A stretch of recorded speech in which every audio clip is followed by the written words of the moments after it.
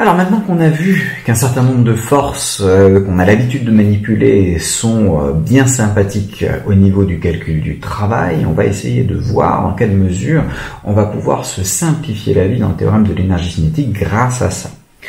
Vous avez remarqué d'ailleurs dans ces forces-là, j'ai pas du tout parlé de forces de frottement, puisque justement ces forces de frottement, en règle générale, ne sont pas conservatives, sauf pour des cas de frottement solide, quand vous allez que dans une seule direction, vous pouvez à la limite faire ça, mais dès que vous revenez à l'envers, ça va dépendre du chemin suivi, parce que si vous revenez au point de départ, la force de frottement va à la fois compter en résistant dans un sens et en résistant dans l'autre sens, et donc au total, vous aurez un travail globalement résistant, globalement négatif, et finalement et pas nul parce que vous êtes revenu au même point. Bon, alors quand même, la plupart du temps, on va pouvoir faire des approximations qui seront généralement de négliger les frottements, et dans ce cas-là, il va nous rester que des forces que l'on connaît bien et pour lesquelles on connaît une expression du travail en fonction d'une énergie potentielle, donc des forces qui sont conservatives. Donc on va supposer que si toutes les forces en présence, si toutes les forces sont associées à une énergie potentielle,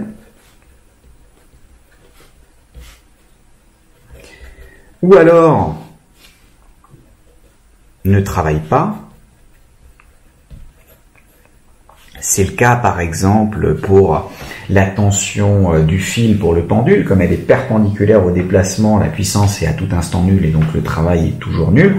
Alors, on pourrait toujours dire qu'elle est associée à une énergie potentielle qui est constante, mais bon, comme toutes les énergies potentielles sont définies à une constante près, une constante en plus ou en moins, c'est pareil, on n'a qu'à prendre la constante égale à 0 et ça marche très bien. Donc si toutes les forces sont associées à une énergie potentielle ou ne travaillent pas, on va pouvoir réécrire notre théorème de l'énergie cinétique.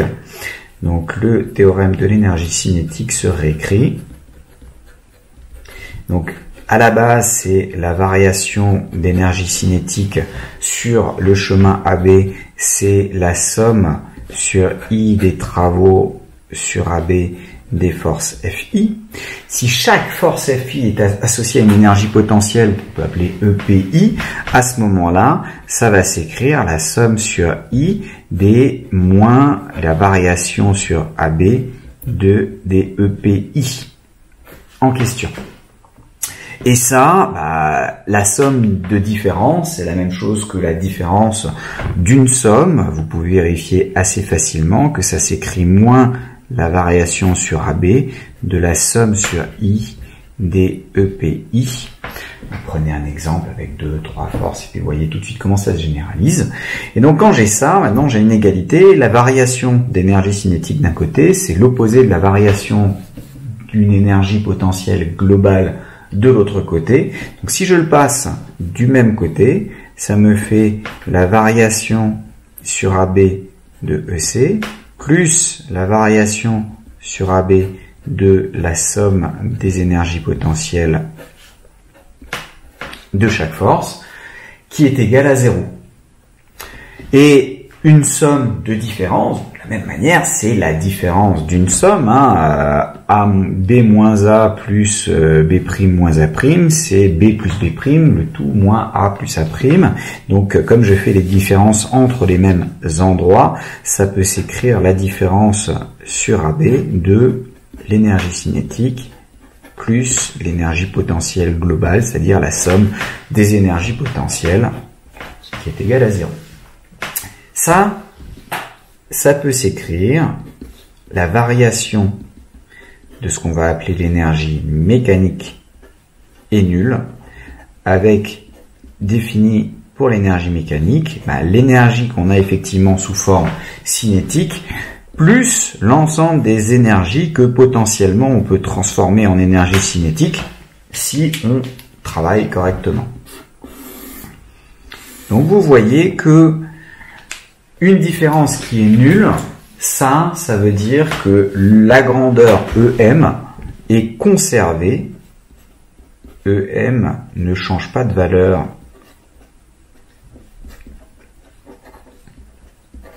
quand on va de A à B. Donc il y a conservation de cette grandeur-là qu'on appelle l'énergie mécanique.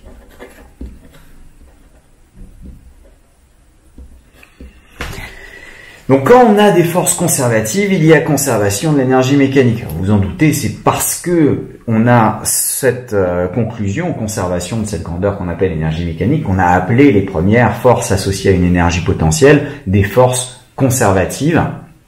Et c'est ça qui va être le point important lors de l'évolution. Votre énergie mécanique va être la même et on va très souvent écrire du coup que l'énergie mécanique en A est égale à l'énergie mécanique en B, ce qui est équivalent à dire que la différence l'énergie mécanique en B moins l'énergie mécanique en A est égale à 0, ce que traduit cette expression-là. Donc la conservation, c'est un point important et cette écriture nous permet très rapidement de retrouver des expressions qui puissent être relativement sympathiques dans notre affaire. Donc on va voir une application, plusieurs applications.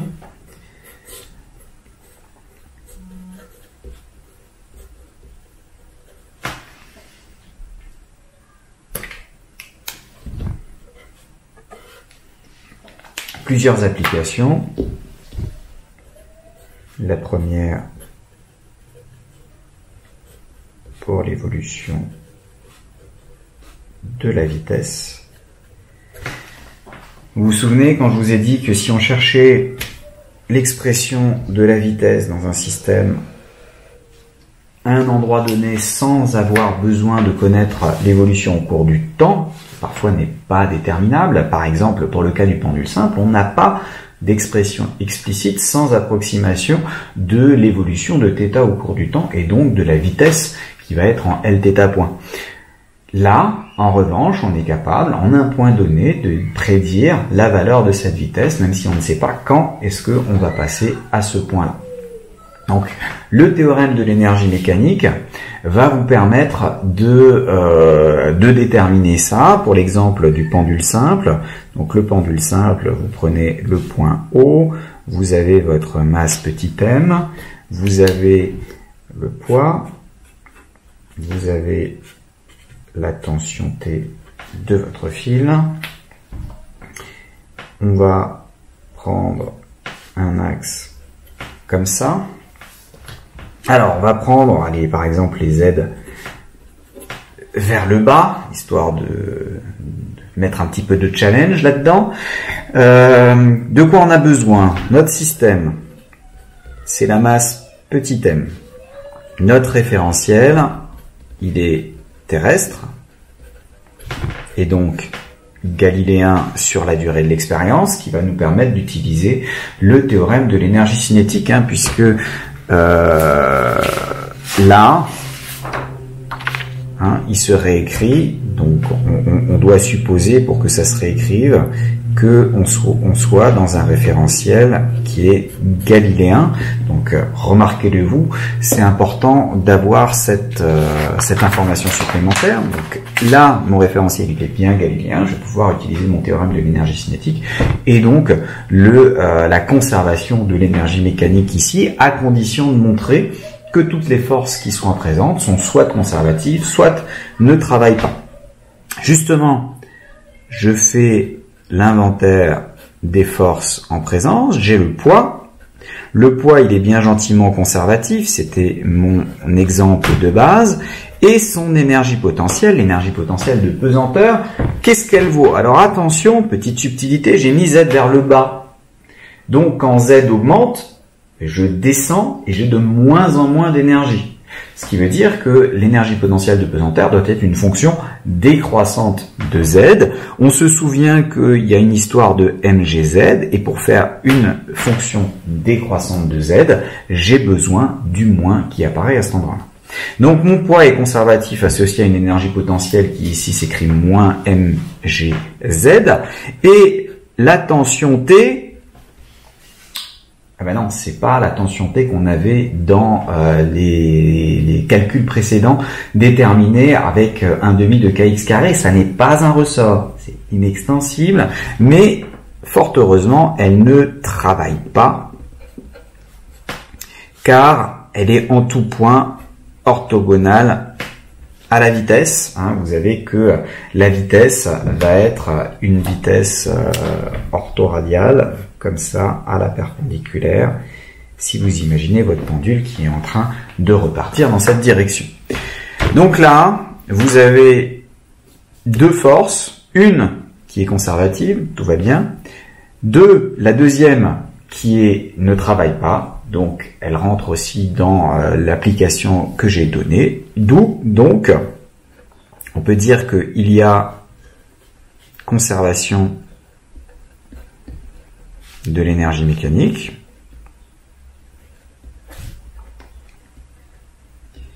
c'est-à-dire que l'énergie mécanique en un point B dont je veux déterminer par exemple la vitesse connaissant sa position est égale à l'énergie mécanique que j'avais par exemple au début dans une position initiale pour lesquelles j'avais un V0 et puis un θ0.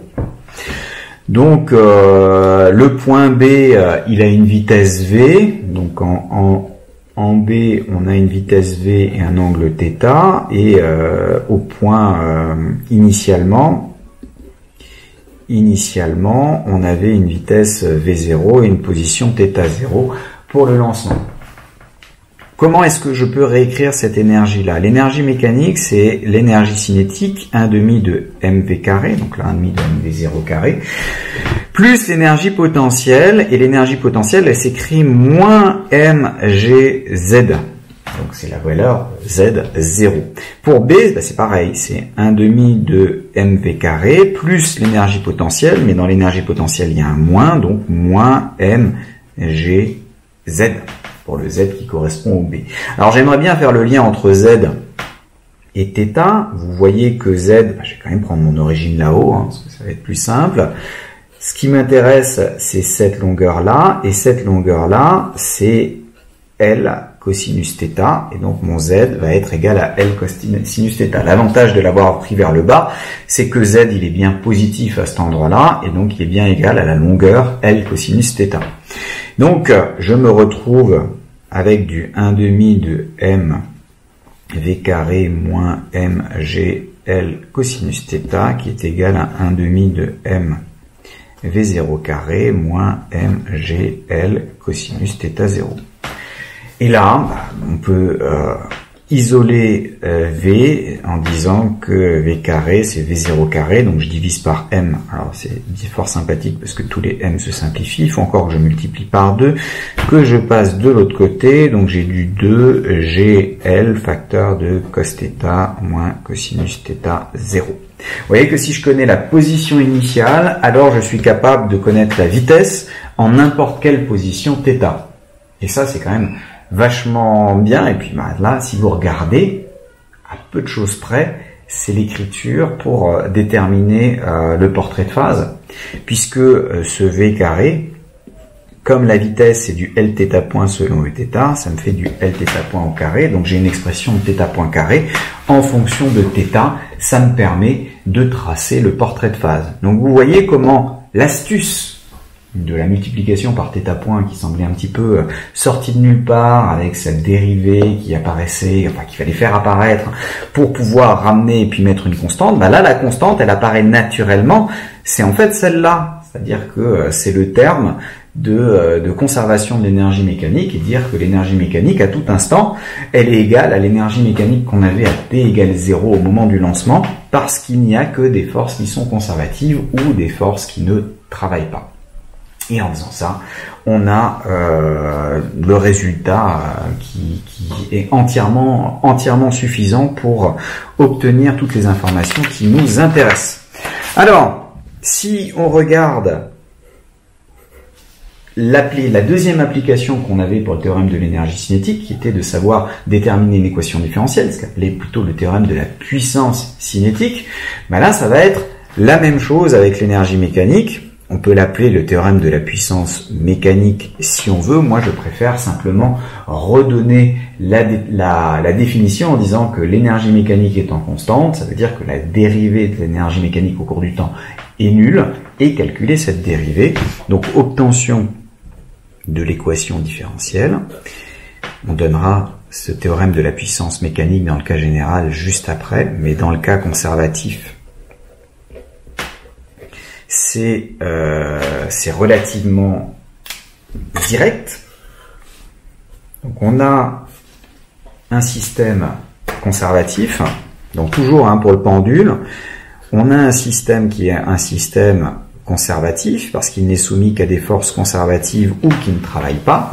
Donc ça veut dire que l'énergie mécanique est égale à une constante.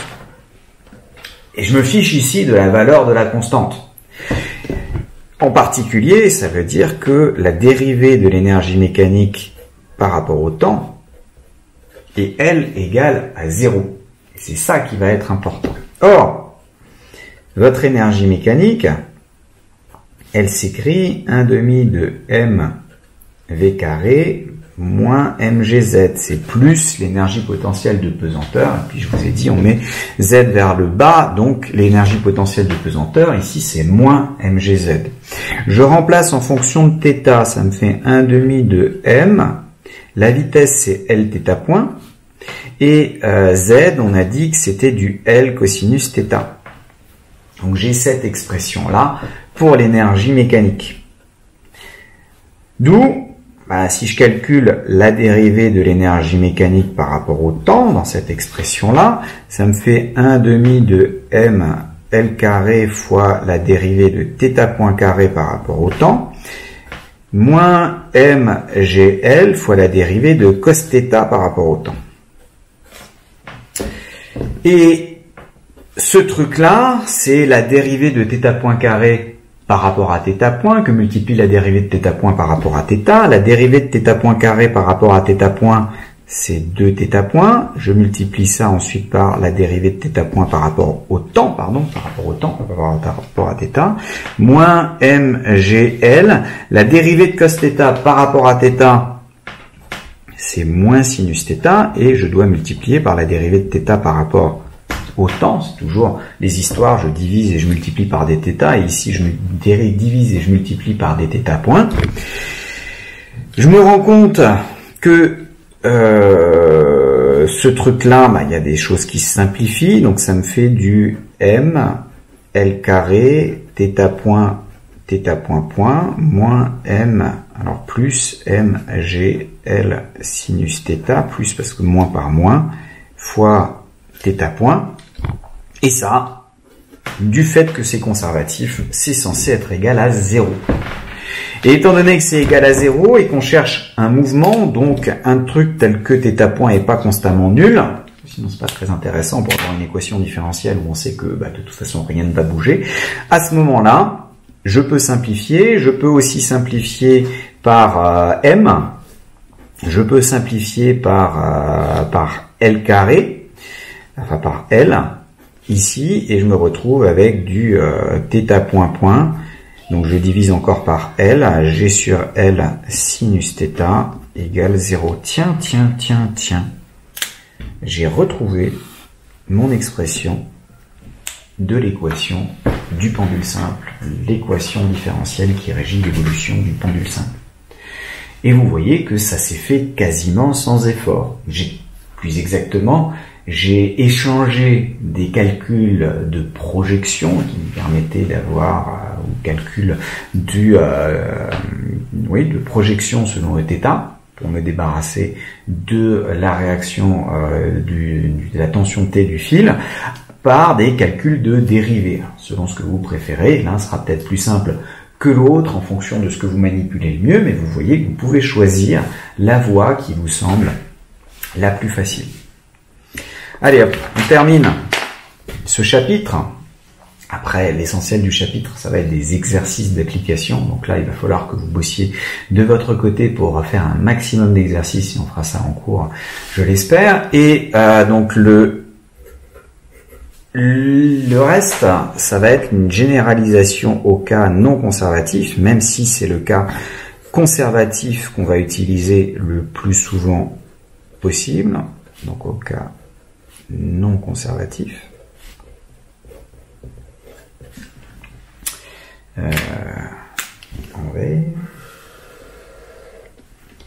Donc on a le théorème de la puissance mécanique.